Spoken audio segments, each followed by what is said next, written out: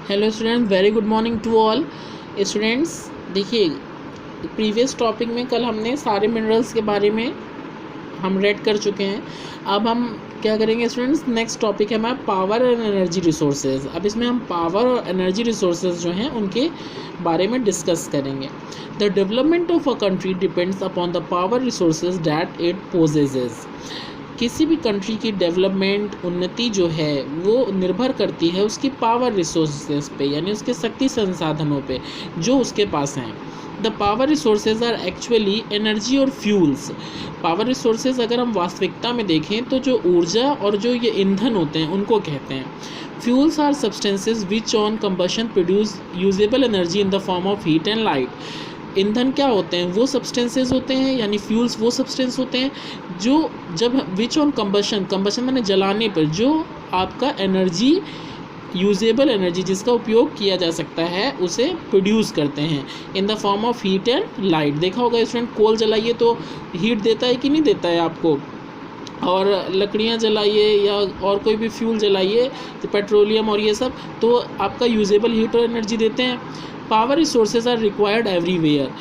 Power resources का इस्तेमाल हर जगह होता है, फिर चाहे वो एग्रीकल्चर हो, इंडस्ट्रीज़ हो, ट्रांसपोर्ट हो, कम्युनिकेशन हो, एंड इन होम्स टू। हमारे घरों में भी, ऐसा नहीं, देखिए आपके घरों में मीटर लगा होता है कि नहीं लगा होता है, इलेक्ट्रिसिटी भाई आपको चाहिए होती है कि नहीं चाहिए होती है, ये सब चीज़ें। These are of two types, ये दो टाइप्स की होती हैं, कन्वेंशनल और non conventional. And sorry students, conventional and non conventional. Conventional sources of energy क्या होगा?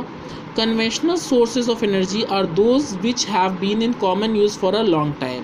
कन्वेंशनल सोर्स ऑफ एनर्जी वो आपकी सोर्सेज ऑफ एनर्जी होती हैं जिनका हम साधारण उपयोग बहुत लंबे समय तक के लिए कर सकते हैं। जैसे फायरवुड, भाई आपका जो लकड़ी जलाने के लिए आप इस्तेमाल करते हैं उसका, कोयले का, पेट्रोलियम का, नेचुरल गैस का, ये सब आपकी क्या है? कन्वेंशनल सोर्सेज है एनर्जी की। They are exhaustible sources of energy. Exhaustible मतलब अगर हमने इनको एक बार कस के ख़त्म कर लिया, मतलब यूज़ कर लिया, तो इनको बहुत जल्दी दोबारा प्राप्त नहीं कर सकते, क्योंकि इनके बनने की प्रोसेस जो होती है वो बहुत स्लो होती है, इनको बनने में करोड़ों साल लग जाते हैं। तो एग्जॉस्टिबल सोर्सेज और नॉन रिन्यूएबल, इनको हम नॉन रिन्यूएबल भी कहते हैं, मतलब दोबारा प्राप्त नहीं कर सकते। Which can not be replaced in a short period of time, जिन्हें मतलब हम दोबारा जल्दी से प्राप्त नहीं कर सकते।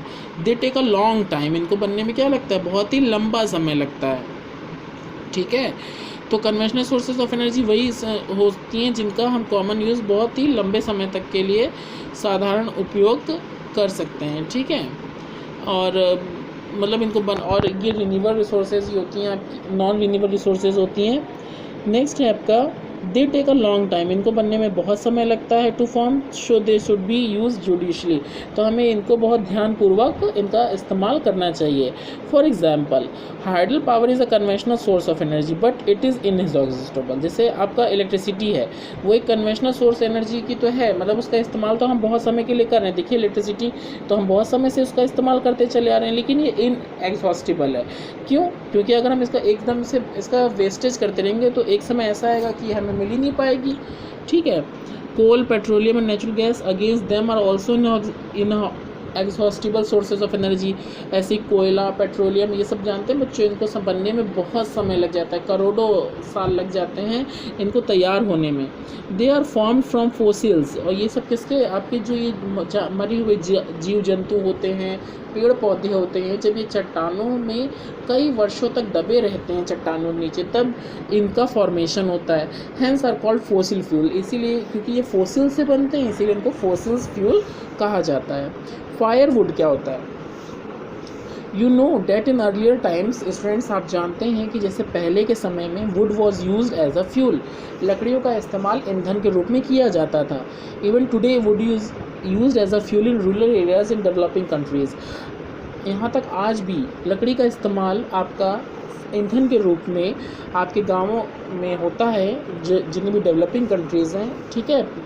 टू कुक देयर मील्स, अपने भोजन को बनाने के लिए और अपने घरों को उजाला करने के लिए। Would is a non renewable और एग्जॉस्टिबल रिसोर्स, जो लकड़ी है वो भी आपकी नॉन रिन्यूएबल रिसोर्सेज है, या exhaustible conventional source of energy है। तो इसका use as a fuel needs to be restricted. तो अब हम जो लोग इसका यूज़ आपका फ्यूल की तरह करते हैं उसको हमें रोकना चाहिए, क्योंकि अगर एक दिन लकड़ी सारी ख़त्म हो गई तो समझ लीजिए ये इसको बनने में तो काफ़ी टाइम लग जाएगा, भाई पेड़ ही बनने में काफ़ी टाइम लग जाता है। नेक्स्ट आपका फॉसिल फ्यूल इतने हैं, न्यूक्लियर इतना है, रिन्यूएबल इतना है आपका। ये देखिए ज्योग्राफी रिव्यूज़ में क्या दिखा रहे हैं, फोसिल्स जो होते हैं, फोसिल का मतलब होता है dead remains of living organism trapped with in layers of rock. Fossil जो होते हैं आपके जो मरी हुई जीव जंतु होते हैं उनके जो अवशेष, जो उनके रिमेन्स बच जाते हैं और वो आपके चट्टानों की लेयर्स में दब जाते हैं, तो उनसे फोसिल्स बनते हैं। They are form by the slow decomposition of dead plants and animals which had got buried deep under the surface of the earth और ocean beds millions of year ago. देखिए मैंने अभी जैसे आपको पहले भी बताया था कि ये जो होते हैं ये इनकी बहुत ही स्लो डिकम्पोजिशन होता है, धीमे धीमे अब छोटे छोटे पार्ट्स में बढ़ते हैं और इनको बनने में पृथ्वी के नीचे दबे हुए रहते हैं और बनने में इनको काफ़ी टाइम लग जाता है, मिलियन ऑफ ईयर्स लग जाते हैं। नेक्स्ट है कोल। अब पहला फॉसिल कोल एक सेडिमेंट्री रॉक होती है। आपका कोल जो है वो एक सेडिमेंट्री रॉक है, एक चट्टान है आपका sedimentary rock. It is the most abundantly found fossil fuel. ये आपका बहुत ज़्यादा पाया जाने वाला फॉसिल फ्यूल है। It was form millions of years ago. ये जो है ये आपका बनने में इसको मिलियन ऑफ ईयर्स अगो लग जाते हैं, मिलियंस ईयर लग जाते हैं। और इसमें जो डिकेड प्लांट्स होते हैं, जो मरे हुए या सड़े गले जो आपके प्लांट्स होते हैं उनके डिकम्पोजिशन से ये बनते हैं। इट इज़ कम्बस्टिबल, ये जल सकते हैं, इनको जलाने में कोयला भाई आपका जलता तो है ही आसानी से। It is mainly composed of carbon. और आपका कोल बना किससे होता है? मेनली कार्बन से। कार्बन एक एलिमेंट है, आप जानते हैं सब लोग, एक नॉन मेटल है कि नहीं है कार्बन आपका। It is used as a domestic fuel in iron and steel industry.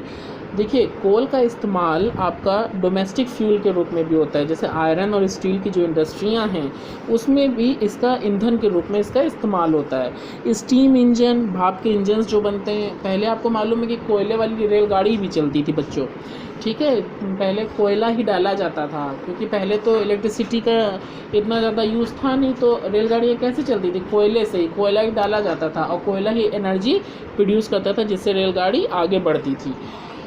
And to generate electricity, और अब तो स्टीम इंजन्स और कोयल इलेक्ट्रिसिटी में भी आपका कोल यूज़फुल है।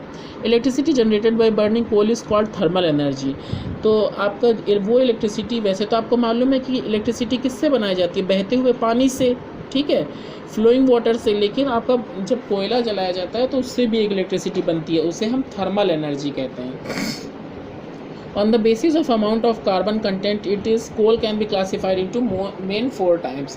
अब देखिए मैंने बताया कि जो कोल है वो कार्बन से बनता है, तो अब उसमें कितना कार्बन का कंटेंट है, मतलब उसमें कितना कार्बन है, इसके आधार पे कोल को 4 मेन टाइप्स में क्लासीफाई किया गया, डिवाइड किया गया।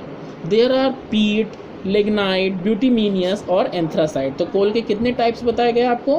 पीट, लिग्नाइट, बिटुमिनियस और anthracite. Students, once again there are the 4 types of coals on the basis of amount of carbon content in it. The first is peat, second is lignite, bituminous and anthracite. Peat is the first stage in the formation of coal। जो peat है वो पहली stage होती है कोल के formation में। It is soft and easily compressed। ये बहुत ही सॉफ्ट होती है, बहुत ही मुलायम होती है और इसको आसानी से कंप्रेस मतलब दबाया जा सकता है।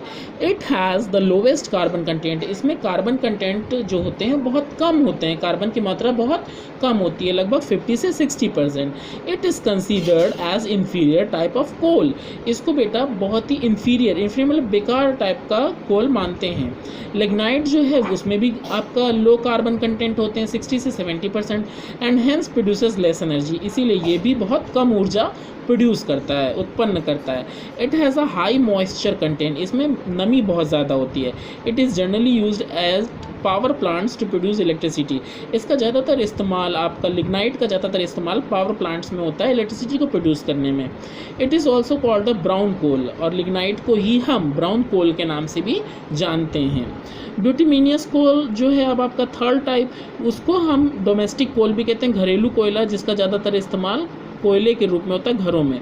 It is an important fuel for steel and iron industries. Bituminous जो है वो एक इम्पॉर्टेंट फ्यूल होता है आपका ईंधन के रूप में स्टील और आयरन की इंडस्ट्रीज़ में उसका इस्तेमाल किया जाता है। It is soft and black, ये भी बहुत मुलायम और काला रंग का होता है।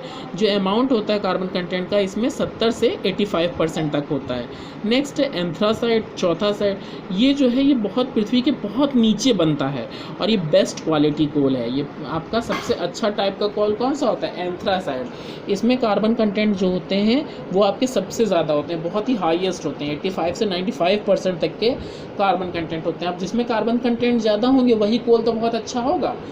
तो ये सबसे अच्छा कोल है of all the varieties of coal. Coal की सभी वैरायटीज़ में ये कोल जो है एंथ्रासाइट जो है वो आपका बेस्ट टाइप है कोल का। Okay student, I hope all are understand better and if you have any problem then you can ask me students. Okay, now class is over.